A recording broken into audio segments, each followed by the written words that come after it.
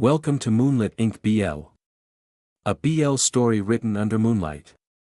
Let's begin. Chapter 1, The Stranger at the Southern Border. The sky over Morrowind's southern border was no longer blue, it was a bruised purple, choked by the black smoke of burning watchtowers.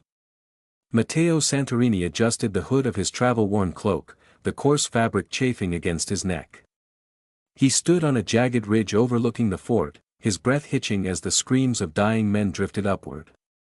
He had come here to disappear, to be a ghost in a kingdom that didn't know his face, but his blood, the ancient, warrior blood of Pandora, hummed with a violent rhythm he couldn't ignore.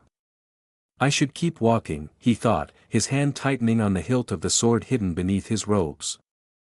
If I draw this blade, I risk being seen. If I am seen, Pandora will find me. And if they find me, the chains of that loveless marriage will be waiting. But then, he saw them. A group of Morrowind scouts, cornered against the stone walls of the fort by a wave of Asdana infantry. The Asdanian soldiers moved like wolves, their silver armor glinting with a predatory light. Mateo's feet moved before his mind could finish the protest. He descended the ridge not as a man, but as a blur of motion. He didn't scream a war cry, he was a silent gale. The first Asdanian soldier didn't even see the blade that parted his throat. Mateo spun, his cloak billowing like a dark wing. He was a master of the Pandoran style, fluid, lethal, and deceptively beautiful. To any observer, it looked like a dance. To the enemy, it was a massacre. "Who is that?" one of the Morrowind scouts gasped, clutching a wounded shoulder. Mateo didn't answer. He couldn't. His mind was a whirlwind of calculations, *3 on the left. High guard. One archer on the rampart, drop low, *, he ducked a swinging mace, swept the legs of a captain, and in one continuous motion, snatched a fallen bough from the mud. *Thwip. Thwip. Thwip, *. 3 arrows, 3 kills. He moved with a grace that Morrowind, a kingdom of scholars and merchants, had never seen. By the time the sun dipped below the horizon, the southern gate was no longer a breach, it was a tomb for the invaders. Hours later, Mateo stood in the center of the fort's courtyard, surrounded by the heavy breathing of exhausted soldiers. He was covered in soot and someone else's blood, his hood finally pushed back to reveal sharp, noble features and eyes that looked like they had seen too many winters. The heavy thud of boots announced the arrival of the king. King Balthazar was a man of imposing stature, his crown heavy with the very gems Asdana craved. He looked at the carnage, then at the stranger standing amidst it. "You," the king spoke, his voice a low rumble. "My generals tell me a single man held the southern gate. They say you fight like a god of war." Mateo bowed his head, keeping his eyes on the blood-stained dirt. "I am merely a traveler, your majesty. I saw a fire and sought to put it out. A traveler with the skills of a high-born commander." Balthazar stepped closer, his eyes narrowing. "Asdana will return. They want our soil, our stones, and our lives. I need men like you. Name your price. Gold? Land? A title?" Mateo's heart hammered against his ribs. "A title is exactly what I am running from. I seek only a place to stay, sire," Mateo said softly. And silence. "I do not wish for gold or land. I wish to serve in the shadows. Let me be a servant. A nobody." The king looked puzzled, but he saw the desperation in the young man's eyes. "A man who can slay 20 soldiers in a minute wants to scrub floors. Fine. If it is anonymity you crave, I shall grant it. But I will not waste your eyes. My son, Prince Archibald, is fragile. He has many enemies and a heart too kind for his own safety. You will be his personal butler. You will be his shadow." "I accept, your majesty," Mateo murmured. The transition from a bloody battlefield to the velvet-draped halls of the royal palace of Morrowind was jarring. 2 days later, cleaned and dressed in the stiff, monochromatic livery of a high-ranking servant, Mateo stood before the heavy oak doors of the west wing. "The prince is reading," a guard whispered. "Try not to startle him. He's delicate." Mateo pushed the doors open. The room smelled of linseed oil, old parchment, and lavender. Large windows allowed the soft afternoon light to spill over stacks of books and half-finished canvases. Near the window sat a young man who looked like he was made of porcelain. Prince Archibald was pale, his hair the color of spun moonlight, draped in a heavy velvet robe despite the warmth of the day. He was hunched over a sketchbook, his fingers stained with charcoal. Mateo cleared his throat. "Your Highness. I am Mateo. Your new, personal attendant." Archibald didn't look up immediately. He finished a stroke on the paper, then slowly turned. His eyes were a startling, clear blue, the color of a calm sea. There was no arrogance in them, only a profound, quiet curiosity. "A new butler?" Archibald's voice was thin but musical. He looked Mateo up and down, lingering on the calluses on Mateo's hands, hands that were meant for hilts, not tea trays. "You don't look like a butler, Mateo. You look like a man who carries the weight of a mountain on his shoulders." Mateo stiffened, his professional mask slipping for a fraction of a second. "I am whatever the crown requires me to be, Your Highness." Archibald smiled, a small, tired, but genuine thing. "Then I hope you require very little of me. I am a boring master. I prefer stories to reality." "Do you like stories, Mateo?" "I prefer reality, sire," Mateo replied, his gaze flickering to the window, watching the distant horizon where the smoke of war still lingered. "Reality is easier to defend." Archibald hummed, turning back to his sketch. "Perhaps. But reality is where the pain is. In here," he tapped his temple, "I can at least pretend the world isn't trying to tear itself apart." As Mateo watched the prince's shaking hand reach for a paintbrush, a strange, unfamiliar pang struck his chest. He had come here to hide his identity, but looking at this fragile, lonely prince, he realized he might have found something much more dangerous to guard, his own heart. Chapter 2, The Prince and the Protector. The days in the west wing of the palace fell into a rhythm that was as quiet as a heartbeat. For Mateo, it was a surreal purgatory. 1 week ago, his hands were slick with the copper-scented blood of the Asdanian vanguard. Now, they were gloved in white silk, balancing porcelain saucers of chamomile tea. Archibald was a creature of silence. He spent hours in the solarium, a glass-walled sanctuary filled with rare ferns and the scent of damp earth. Mateo watched him from the shadows of the doorway, ever vigilant.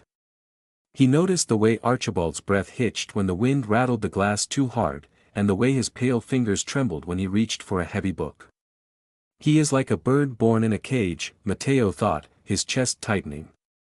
"He knows the sky is there, but he's been told his wings are too weak to touch it." "You're staring again, Mateo," Archibald said one afternoon without looking up from his book. He was reclined on a chaise lounge, a knitted throw over his legs. Mateo didn't flinch. "It is my duty to observe, Your Highness. To observe for threats, perhaps. But you look at me as if I'm a puzzle you can't quite solve." Archibald finally closed the leather-bound volume, a treatise on ancient philosophy, and looked at his butler. "Tell me, in your reality, do men like you ever find time to simply exist? Without a purpose?" Mateo stepped forward to take the empty teacup. "In my experience, sire, a man without a purpose is a man waiting for the grave. My purpose is your safety." Archibald sighed, a soft, wistful sound. "Safety is a dull cage. Sometimes I wish someone would lead me into the storm, rather than hiding me from it." Mateo looked at the prince's frail frame and felt a surge of protective guilt. He knew that storm Archibald spoke of was a romanticized dream. The real storm involved cold steel and the smell of charred meat. He wanted to tell Archibald that he was lucky to be sheltered, but the words died in his throat. He saw the loneliness in the prince's blue eyes, a loneliness that mirrored his own exile. The following morning, the sun was deceptively bright. Archibald had insisted on painting in the library, which had floor-to-ceiling windows overlooking the rose gardens. It was the one place in the palace that felt open, almost vulnerable. Mateo was polishing the silver at a sideboard, but his ears were tuned to the outside. He heard the distant whistle of a bird, the rustle of leaves, and then, a sound that didn't belong. Zst. It was the faint, sharp hiss of a projectile cutting through the air. In an instant, the butler was gone, and the warrior returned. Mateo didn't think, he lunged. "Your Highness, down." Archibald had just stood up to reach for a blue pigment when a heavy weight slammed into him. He gasped as Mateo's strong arm wrapped around his waist, hauling him violently toward the floor. They crashed into the thick Persian rug just as a shattered pane of glass rained down like diamonds. Thunk. A black-fletched arrow buried itself 3 inches deep into the mahogany easel, right where Archibald's chest had been a second before. "Don't move," Mateo hissed. He stayed draped over the prince, his body acting as a human shield. He could feel Archibald's heart hammering against his own ribs, a frantic, terrified rhythm. The prince was shivering, his breath coming in shallow, ragged gasps. "Mateo!" Archibald whispered, his voice trembling. What was?" "Stay low." Mateo scanned the tree-lean through the broken window. He saw a flash of dark fabric retreating into the woods. An Asdanian assassin. One of King Balthazar's enemies had finally bypassed the outer walls. Mateo slowly sat up but kept a firm grip on Archibald's shoulders. The prince was white as a sheet, staring at the arrow. The tip was coated in a sickly, greenish resin. "Poison," Mateo muttered, his eyes darkening with a cold, murderous fury. He turned his attention back to Archibald, his voice softening instantly. "Are you hurt? Did any glass cut you?" Archibald shook his head slowly, his gaze locked on Mateo's face. He wasn't looking at the arrow anymore, he was looking at the man who had just saved his life. He saw the intensity in Mateo's eyes, the raw, unfiltered power of a protector. "You saved me," Archibald breathed. He reached out, his fingers brushing the white silk of Mateo's sleeve, which was now torn and stained with dust. "You didn't even hesitate." "I told you, sire," Mateo said, his voice husky as he helped the prince to sit up. "My purpose is your safety. Always." Archibald didn't pull away. Instead, he leaned slightly into Mateo's touch, seeking the warmth and strength of the man who seemed to be the only solid thing in a world of shadows. Archibald didn't pull away. Instead, he leaned slightly into Mateo's touch, seeking the warmth and strength of the man who seemed to be the only solid thing in a world of shadows. "He shouldn't be this close," Mateo's inner voice warned. "He is a prince of Morrowind, and you are a ghost from Pandora. This path only leads to ruin." But as Archibald gripped Mateo's hand with his own cold, trembling fingers, Mateo didn't let go. He couldn't. For the first time since his exile began, the duty he was performing didn't feel like a lie. It felt like the only truth he had left.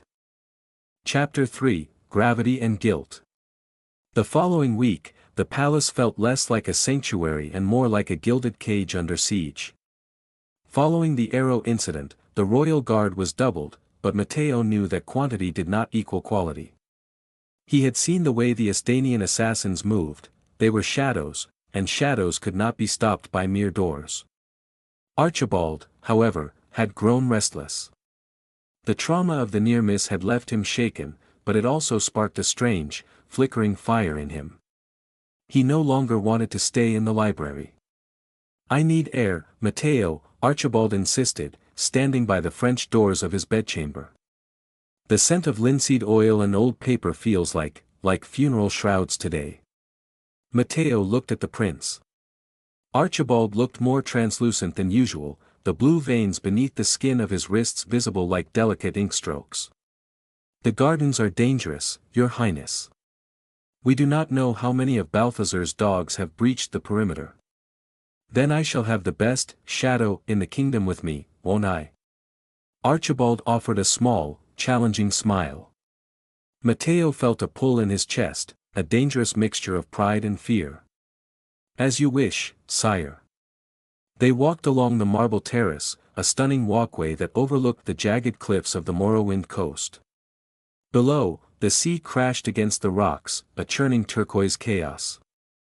Archibald leaned against the white stone railing, closing his eyes to let the salt spray mist his face. In the books, the heroes always love the sea because it represents freedom.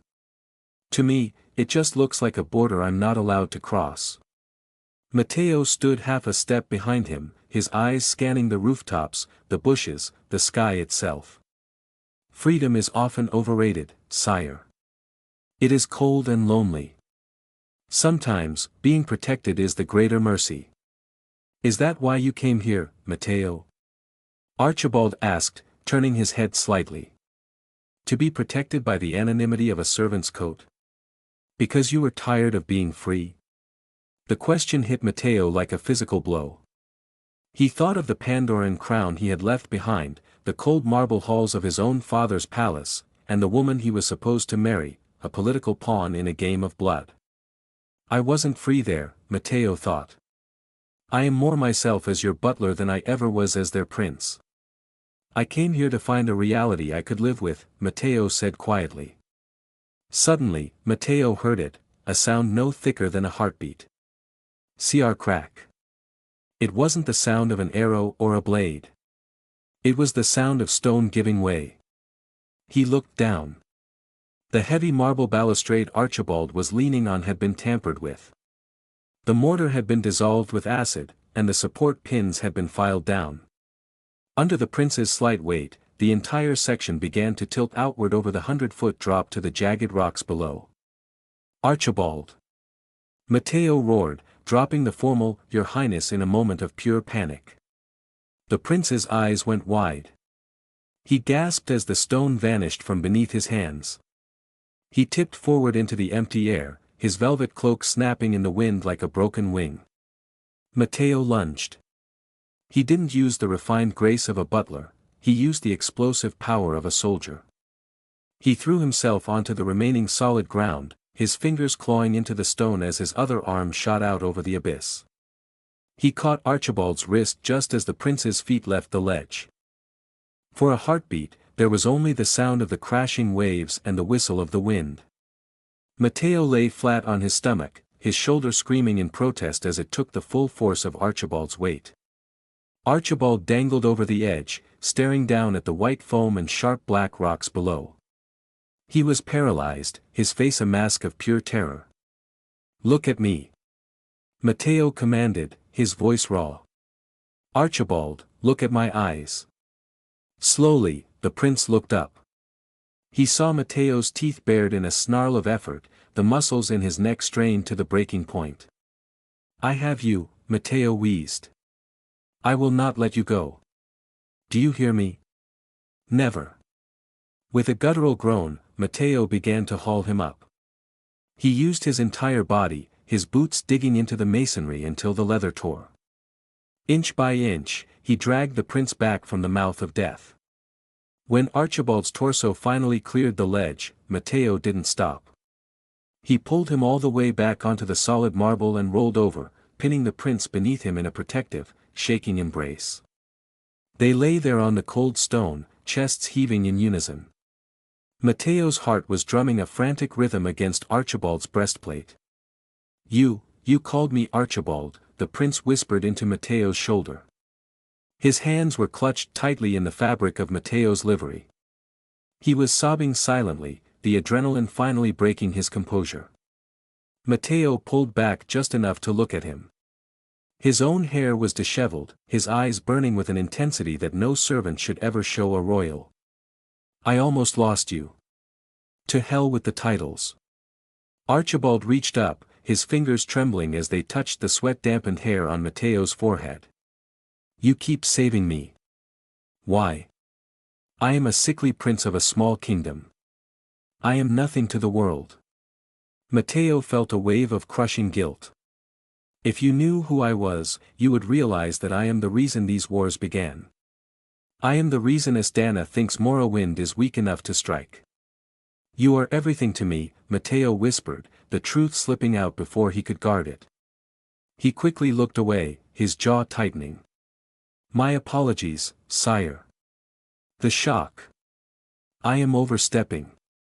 But Archibald didn't let him pull away.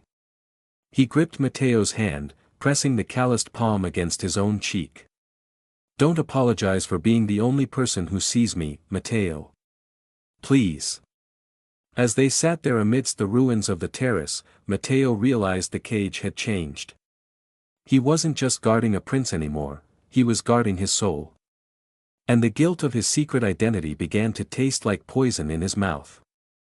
Chapter 4, The Masquerade of Truth.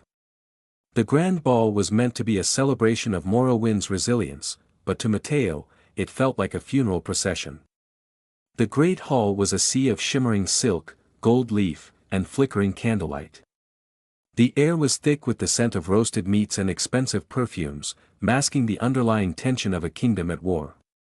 Mateo stood at his post near the royal dais, dressed in his finest black livery. His posture was perfect, his expression a mask of stone, but his mind was a battlefield. He had seen the guest list. He knew that a delegation from Pandora had arrived to discuss mutual interests regarding the Asdanian threat.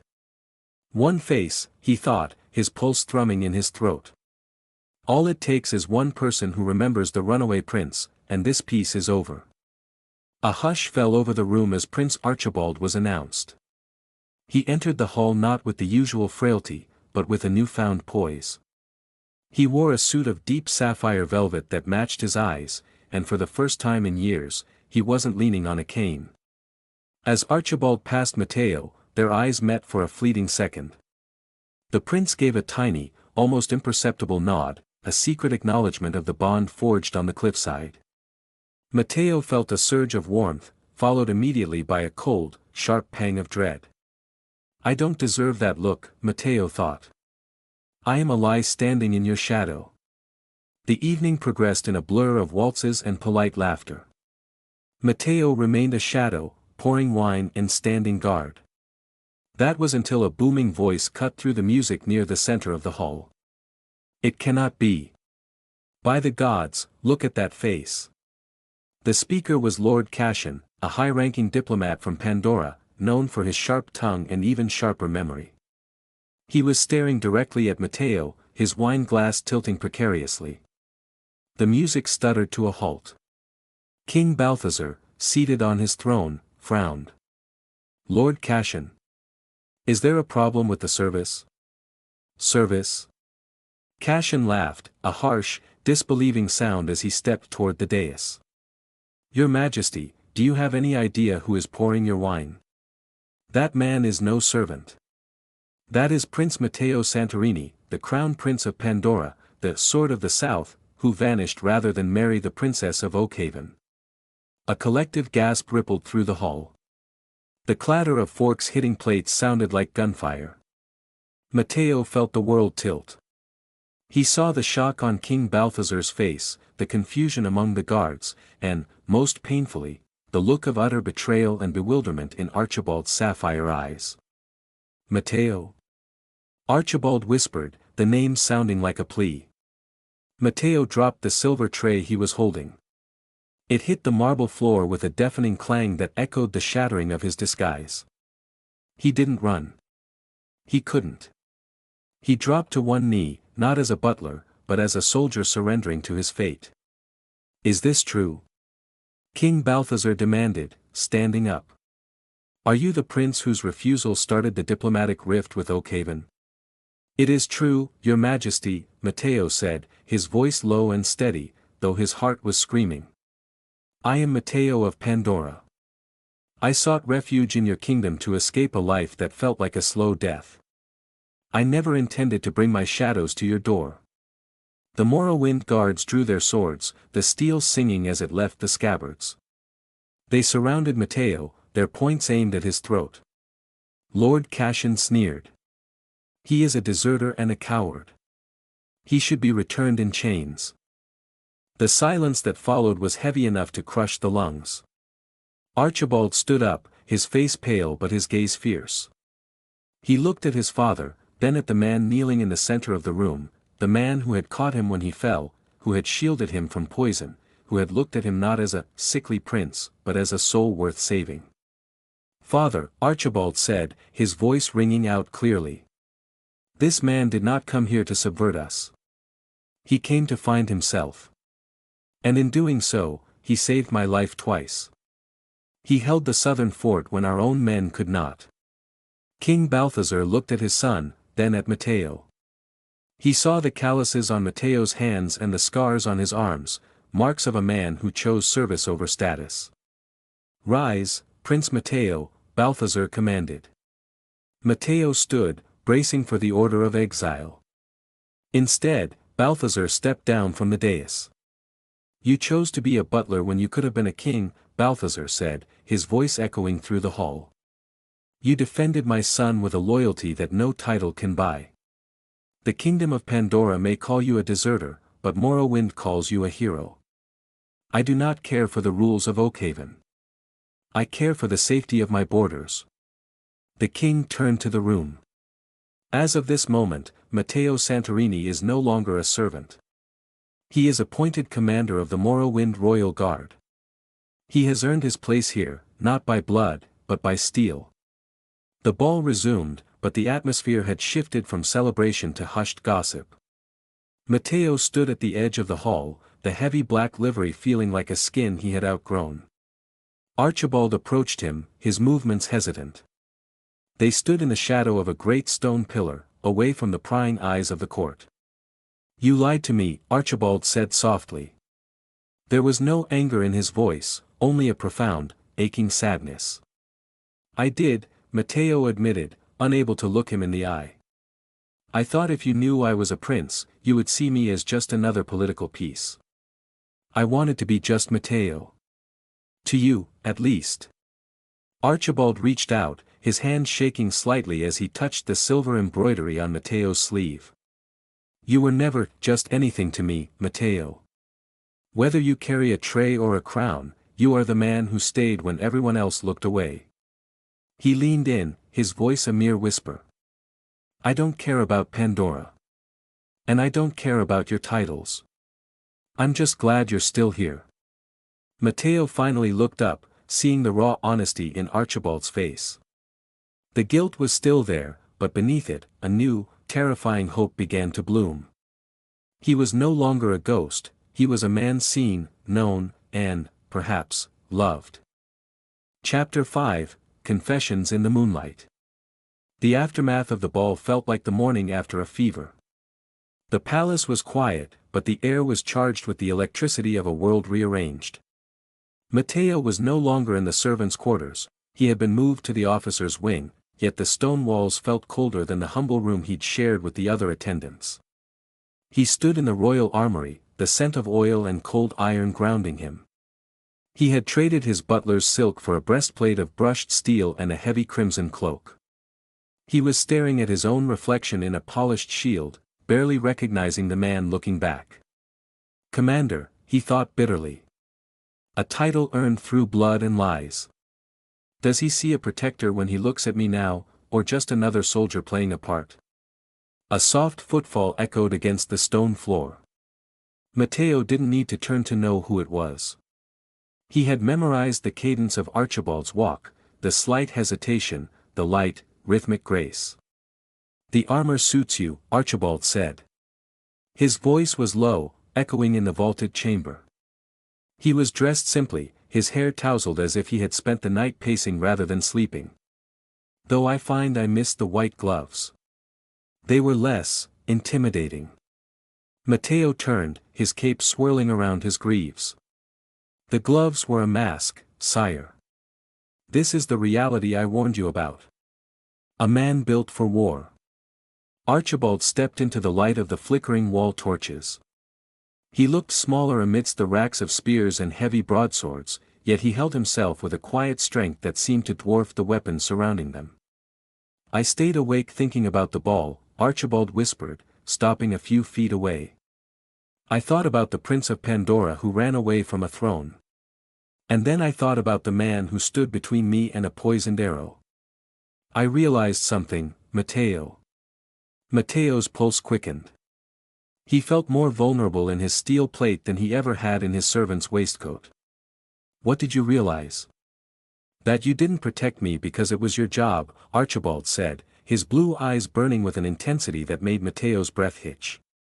You protected me because you are good. Because your heart is pure, even if you've tried to bury it under duty and exile. Archibald took another step, closing the distance until the heat radiating from him was palpable. I told you I fall in love with stories, Mateo. But the story I've written for us in my head, it's the only one I want to be real. I love you. Not as a prince loves a hero, or a master loves a servant. I love you as a man who has finally found his breath. The silence that followed was deafening.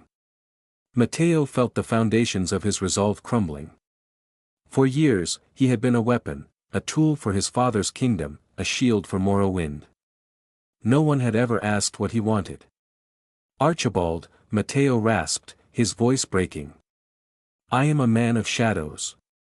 My past is a tangle of political thorns. To love me is to invite the wrath of kingdoms. Let them come, Archibald replied, reaching out to rest his hand over Mateo's heart, right against the cold steel of the breastplate. I have spent my whole life being afraid of the wind. If I am to die, let it be for something that made my heart beat this fast. Mateo reached up, his large, scarred hand covering Archibald's pale fingers. He pressed the prince's hand harder against his chest, as if trying to pull the warmth of Archibald's soul into his own. I have been running for so long, Mateo whispered, his forehead leaning down to touch Archibald's. I thought I was running from a marriage, from a crown, from a life I hated. But I think I was just running toward you. He pulled back just enough to look into those sapphire eyes. I love you, Archibald. With every breath I've saved, and every drop of blood I've spilled. I am yours. If you'll have a commander who still has the soul of a butler. Archibald laughed, a small, choked sound of relief, and pulled Mateo down into a kiss. It wasn't the polished, courtly kiss of a royal engagement, it was desperate and salt-tinged, tasting of late-night fears and newfound hope. In the dim light of the armory, surrounded by the tools of death, they found a fragile, beautiful life. Mateo knew the peace wouldn't last, the war at the border was screaming for his return, but for this moment, the Prince of Pandora and the Prince of Morrowind were no longer icons of their nations. They were simply two souls who had found home in the middle of a storm. Chapter 6, The Eve of Destruction. The piece was a fragile glass sculpture, and it shattered at dawn. The bells of the southern watchtowers began to toll, a frantic, rhythmic bronze scream that echoed through the palace corridors. Asdana had launched a full-scale invasion. The grand grudge of King Balthazar's rival had finally boiled over into a scorched earth campaign. In the commander's quarters, the light of the rising sun bled through the curtains, casting long, orange bars across the bed. Mateo sat on the edge of the mattress, his back a map of old scars and new burdens. He felt the soft shift of silk behind him as Archibald sat up, the sheets pooling around his waist. The bells, Archibald whispered. He didn't ask what they meant, he already knew. Mateo began to dress, his movements mechanical and heavy. They've breached the river crossing. If I don't lead the vanguard now, there won't be a Morrowind left to defend. Archibald stood, his bare feet silent on the cold stone floor. He walked over to where Mateo's heavy armor sat on a wooden stand. Instead of calling for a servant, the prince picked up the gambeson himself. He stood behind Mateo, smoothing the padded cloth over his shoulders. I used to hate the sound of metal, Archibald said softly, his fingers trembling as he buckled the leather straps. I thought it was the sound of men who had run out of ideas. But now, when I hear your armor clink, I only think of how much it costs you to keep us safe. Mateo turned, catching Archibald's hands in his. I will come back. I have spent my life fighting for things I didn't care about. This time, I'm fighting for the person who gave me a reason to stay. Archibald looked up at him, his eyes swimming with a mixture of terror and fierce devotion. Promise me, Mateo. Don't be a hero for the history books. Be a man who comes home to me. As the sun climbed higher, the urgency grew, but for a few stolen hours, the world outside the door ceased to exist. They knew that by noon, the air would be filled with the smell of smoke and iron. In the dim, quiet sanctuary of the room, they sought a different kind of connection, one that wasn't defined by bloodlines or battle plans. There was no implicit act, but rather a profound, desperate intimacy. They lay together, tangled in the sheets, memorizing the map of each other's skin. Mateo traced the delicate line of Archibald's jaw, while Archibald pressed his ear to Mateo's chest, listening to the steady, powerful thrum of a heart that beat only for him. If I could paint this, Archibald murmured, his voice thick with emotion, I would use every shade of gold I have. I want to remember you exactly like this, not as a commander, not as a prince, but as my Mateo. Mateo pulled him closer, burying his face in the crook of Archibald's neck. You are the only thing that is real to me now. Everything else is just smoke. When the time finally came, the courtyard was a chaos of neighing horses and clanking steel. Mateo stood by his black warhorse, his helmet tucked under his arm. He looked like the god of war Lord Cashin had described, imposing, lethal, and iron-willed. Archibald stood on the palace steps, looking small against the massive stone pillars. He didn't care who was watching, the guards, the diplomats, or the king himself. He descended the stairs, his blue cloak fluttering in the wind. He reached Mateo and, without a word, took the commander's face in his hands. He pulled him down for a kiss that tasted of salt and iron, a public seal on a forbidden love. Go, Archibald whispered against his lips, his voice cracking. Go and win. I'll be waiting in the library. I'll be reading the end of our story, and it better be a happy one. Mateo nodded, his jaw set in a hard line.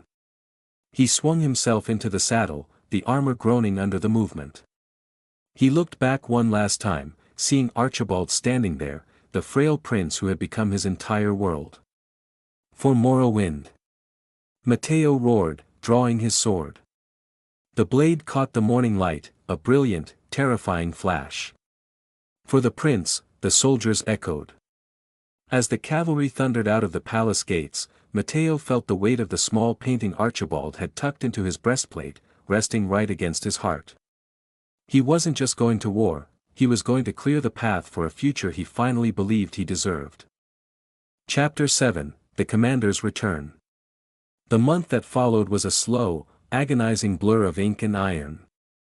In the capital, Prince Archibald lived by the rhythm of the messenger pigeons. He spent his days in the library, though the words on the pages felt like hollow scratches. Every time the heavy palace doors creaked, his heart leaped into his throat. He spent his nights at the window, staring toward the southern horizon where the sky glowed a dull, angry red from distant fires. I used to think stories were enough, Archibald thought, his fingers tracing the empty space on the bed where Mateo had slept.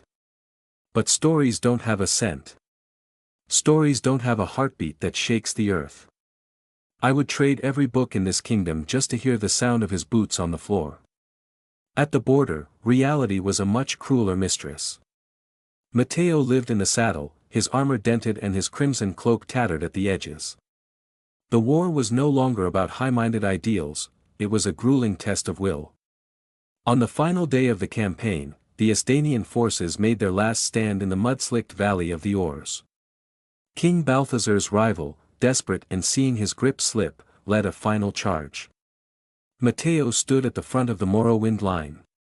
His face was smeared with soot, his eyes bloodshot from lack of sleep. He felt the weight of the small painting tucked against his ribs, the colors of a peaceful sky. Commander, a scout shouted. They're breaking through the left flank. Mateo didn't hesitate. He spurred his horse forward, his voice a gravelly roar. Hold the line. Remember what we are defending. We are not fighting for gems or soil, we are fighting for the home that waits for us. He fought like a man possessed. Every strike of his blade was a prayer for a quiet afternoon in the solarium. Every parry was a vow to return to the man who saw him as more than a weapon. When his sword finally met the Asdanian king's blade, the duel was brief and decisive. With a single, powerful stroke, Mateo shattered the enemy's resolve. The war was over. A month to the day after the bells had first rung, a solitary rider appeared on the horizon of the capital. Then 10. Then hundreds. Archibald was in the gardens, trying to paint a portrait of Mateo from memory, but his hands were shaking too much to hold the brush. When the distant sound of a horn reached his ears, the low, triumphant blast of the Morrowind vanguard, he dropped his palette. The colors bled into the grass, forgotten. He ran. He ran past the guards, past his father's ministers, down the marble steps and into the muddy courtyard. The army was a somber sight, weary, bandaged, and grey with dust. But at the head of the line sat a man on a black horse. Mateo looked older, his face thinner and his beard overgrown, but when he saw Archibald, he practically fell out of his saddle. Mateo! Archibald's voice was a sob. Mateo caught him mid-stride, his metal gauntlets clashing against Archibald's fine velvet robes. He buried his face in the prince's neck, breathing in the scent of lavender and old books, the scent of a life he had almost lost. "I'm here," Mateo rasped, his voice breaking. "I'm home. I kept my promise." Days later, the palace was transformed. The soot was washed away, replaced by the white lilies of peace. King Balthazar stood before his court, his gaze shifting between his son and the commander. He saw the way they stood, not as master and servant, and not just as allies. They stood as two halves of a whole. "For your bravery," Balthazar announced, "and for the peace you have secured between three kingdoms, I grant my son's deepest request. Matteo Santorini, you came to us in exile, and you served us as a shadow. It is only fitting that you step into the light as a king." By royal decree, the laws of class and tradition were set aside. The wedding was held in the very garden where Mateo had once stood guard. Archibald stood at the altar, his health returning with the joy in his heart. Mateo stood opposite him, dressed in a tunic of pure white and gold, his hands bare of gloves and weapons. "I used to think I was a man of reality," Mateo whispered as they exchanged rings, simple bands of Morrowind gold and Pandoran silver. "And you were a man of stories."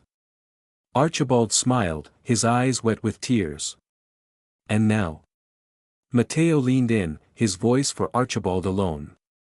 "Now, I think we've written the best reality there is."